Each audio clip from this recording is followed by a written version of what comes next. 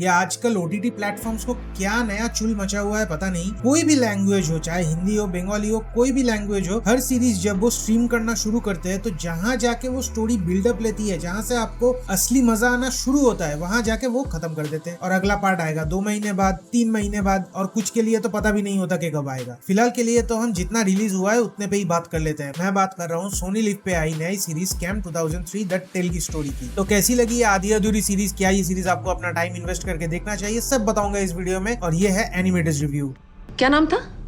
नहीं मैडम, है अब्दुल करीम तेलगी। तो कहानी की अगर बात करें तो ये एक रियल इंसिडेंट पे ही बेस्ड है। अब्दुल करीम तेलगी जिन्होंने 30,000 करोड़ रुपए का एक स्कैम किया था, स्टैम्प पेपर स्कैम। तो यहाँ पे अलग से कोई स्पॉइलर नहीं है, सबको पता है कि ऐसे स्टोरीज में क्या होता है कि एक बंदा जो एक्चुअली एक नोबॉडी था, वहां से ये बहुत कुछ अचीव कर लेता है जो कि गलत तरीके से इन्होंने अचीव किया है। फिर जाके इनका फॉल शुरू होता है और वो फिर पकड़ा जाता है या मर जाता है, जो भी होता है। तो इसमें अलग से कोई स्पॉइलर वाली बात है नहीं। और अगर ये सब कैसे होता है वो सब जानना है तो जाइए सोनी लिव पे और देखिए scam 2003 the Telgi story. Series के पॉजिटिव्स और नेगेटिव्स की बात करूं तो मेरे पास सिर्फ 2 नेगेटिव्स है, बाकी कोई नेगेटिव मेरे पास है नहीं। पॉजिटिव्स की अगर बात करें तो सबसे पहला पॉजिटिव इस शो का है जैसे ये शो बनाया गया है। इस शो की जो स्टोरी है वो 1989 में शुरू होता है और हमें सिर्फ अभी 2000 साल तक का ही स्टोरी दिखाया गया है। पॉजिटिव ये है कि जिस तरह से उस एरा को रिक्रिएट किया गया है, जिस तरह से लैंडलाइन से लेके पेजर से लेके वो हथौड़े वाले मोटरोला वाले सेट्स, वहां से नोकिया का 3310, उस जमाने तक का हर एक चीज, हर एक माइन्यूट डिटेल पे इन्होंने ध्यान दिया है कि कौन से गाड़ियां चलती थी तब, उनके नंबर प्लेट्स कैसे होते थे, उस टाइम के बिल्डिंग्स कैसे होते थे। इन सारी चीजों पे बहुत डिटेल में फोकस किया गया है। Now coming to the writing of the show, इस शो का स्क्रीन प्ले काफी एंगेजिंग है। हाँ, एकदम थ्रिलर टाइप वाला, एकदम टाइट बहुत ज्यादा तो नहीं है, लेकिन ये जिस तरह से अपना वर्ल्ड बिल्डअप करता है, जैसे स्टोरी सेटअप करता है, वो देखने में अच्छा लगता है। आपको कभी भी वो लैग फील नहीं होगा। The amount of information and detail जो प्रोवाइड किया गया है उस पे काफी ध्यान दिया गया है। वो जिस तरह से हमारे पास इंफॉर्मेशन आते हैं वो एक्चुअली हमें पूरे स्टोरी को समझने में बहुत ज्यादा हेल्प करता है। अब बात करते हैं कैरेक्टर्स की राइटिंग की, तो हर कैरेक्टर को बहुत अच्छे से लिखा गया है। हाँ, कुछ कैरेक्टर्स को बहुत ज्यादा डिटेल में नहीं लिखा गया। हर एक इंडिविजुअल कैरेक्टर का अपना एक आर्क दिखाया गया है। जैसे तेलगी का एक आर्क है, उसका एक गुजराती दोस्त होता था जो उनके शुरुआती दिनों पे उनकी मदद किया करता था, तो उसका भी एक आर्क दिखाया गया है कि वो कहां से किस तरह किन हालातों के चलते ट्रांसफॉर्म होता है, क्या होता है। Now apart from the story telling, इस शो का जो सबसे बड़ा हाईलाइट है वो है यहाँ के एक्टर्स की performances. First of all Abdul Karim Telgi का कैरेक्टर जिन्होंने प्ले किया है, गगनदेव राय, जो कि एक थिएटर आर्टिस्ट है, उन्होंने इस कैरेक्टर में लिटरली जान फूंक दी है। और अगर आपने कभी अब्दुल करीम तेलगी का ओरिजिनली कोई फोटो देखा है तो उस फोटो को और इस कैरेक्टर में गगनदेव राय को जिस तरह से प्रेजेंट किया गया है, दोनों को आप पैरेलली रख के देखना, बहुत ज्यादा सिमिलर लगते हैं, जिसके वजह से वो कैरेक्टर आपको और ज्यादा बिलीवेबल लगता है। ये कैरेक्टर जो है वो दिखने में अच्छा नहीं है, ना उसकी फिजिक वो हीरो वाली है, लेकिन ये बंदा खेल जाता है इसके स्वैग पे। इसका जो स्वैग है, इसका जो एटीट्यूड है, जिस तरह ये लोगों से कम्युनिकेट करता है, वो इस कैरेक्टर का चार्म है। नेक्स्ट अगर किसी का परफॉर्मेंस मैं हाईलाइट करना चाहूंगा तो वो है तेलगी का ही एक दोस्त गुजराती, जो मैंने पहले ही बोला, उसको जिस एक्टर ने प्ले किया है उनका काम भी बहुत अच्छा है। आप लिटरली उस कैरेक्टर के ट्रांसफॉर्मेशन को देखोगे, आप वो फील करोगे कि हाँ, इसके अंदर बहुत कुछ चल रहा होता है। बाकी जो भी सपोर्टिंग कास्ट है उनका काम भी बहुत बढ़िया है। टेक्निकली वेल मेड शो है, कैमरा वर्क काफी अच्छा है। जिस तरह से मोमेंट्स को एस्टेब्लिश किया गया है, जैसे कोई अगर टेंशन वाला मोमेंट है तो वहाँ पे एक हैंड डेल्ट शेकी सा कैमरा मूवमेंट, या फिर कोई एकदम कूल माइंड में कुछ उधर चल रहा है तो वहाँ एकदम स्लो है कैमरा, जूम हो रहा है, या फिर स्टिल कैमरा है,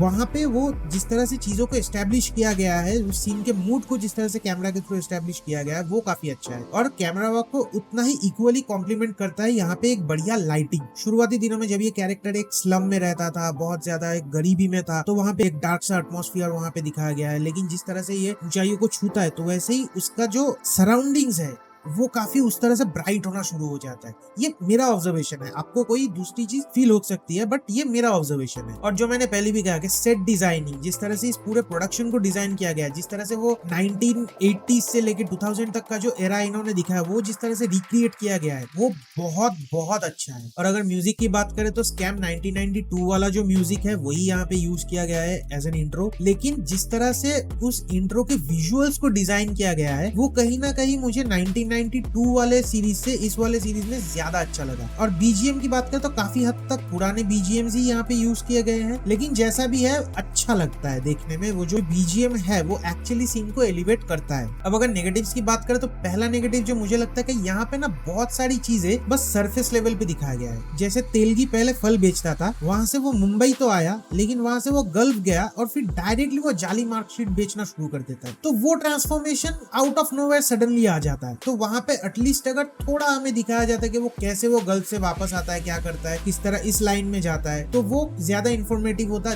देखने में भी अच्छा लगता। और दूसरी एक चीज है कि तेलगी का जो फैमिली साइड है, जो स्कैम 1992 में हर्षद मेहता का फैमिली साइड जो है वो भी काफी डिटेल में दिखाया गया था कि उसके फैमिली के साथ रिलेशंस कैसे थे, अपने भाई के साथ कैसे थे, अपने बीवी बच्चों के साथ, अपने माँ के साथ कैसे उसके रिलेशंस थे, वो काफी अच्छे से डिटेल में दिखाया गया था। लेकिन यहाँ पे वैसा नहीं होता। यहाँ पे बस हाँ फैमिली है, वहाँ पे कुछ बहुत ज्यादा इंपॉर्टेंट मोमेंट्स, जैसे वो घर आके कभी बच्चों के लिए खाना बना दिया या फिर बीवी को एक नया घर गिफ्ट करता है, ऐसे इंपॉर्टेंट मोमेंट्स दिखाता है। लेकिन वो रिलेशन जो बिल्ड हो रहा है उनके और उनके बीवी के बीच, उस पे ज्यादा फोकस नहीं किया गया। तो वो अगर दिखाते तो और ज्यादा ऑर्गेनिक लगता है ये चीज। नाउ द नेक्स्ट नेगेटिव जो है वो एक्चुअली शो का कोई नेगेटिव नहीं है, वो नेगेटिव है सोनी का। फर्स्ट ऑफ ऑल 1992 जो था वो 2020 में आया था, तब आदमी घर में बंद पड़ा था। तो आप पूरा सीरीज एक बार में छोड़ दो या पूरा सीरीज आधा आधा करके छोड़ो, कोई फर्क नहीं पड़ता था। जब 1992 आया तब भी कोई बहुत ज्यादा मार्केटिंग के साथ नहीं आया था। वो शो अपने मेरिट पे, अपने वर्ड ऑफ माउथ के चलते बहुत ज्यादा फेमस हुआ। लेकिन अभी आदमी के पास उतना टाइम है नहीं, सबके सब ऑफिस वॉफिस चालू हो गए, लोग बाहर जा रहे हैं, ये जा रहे हैं, और इतने सारे शोज कंटिन्यूअसली आ रहे हैं, नए नए पिक्चर हर हफ्ते लग रहे हैं। तो आप एक सीरीज को जिसकी आपने ठीक से मार्केटिंग भी नहीं की, उसको आप लोगों ने क्या किया, आधा छोड़ दिया। और आधा आप कब लाओगे, नवंबर में, 2 महीने बाद, जिसका कोई वैलिड लॉजिक है नहीं। आप हाइप मेंटेन करने की कोशिश तो करो, आप लोग वो भी नहीं कर रहे। कोई मार्केटिंग के नाम पे जीरो। सेम फॉल्ट नेटफ्लिक्स का भी था, कोहरा, कैट, इन जैसे कुछ ब्रिलियंट सीरीजेस के लिए बिल्कुल भी मार्केटिंग नहीं की गई थी। सेम टैक्टिक सोनी लिव अपने शोज के लिए कर रहा है, and at the same time वो हाइप भी वो मेंटेन नहीं कर पाएंगे, क्योंकि अभी ये शो आया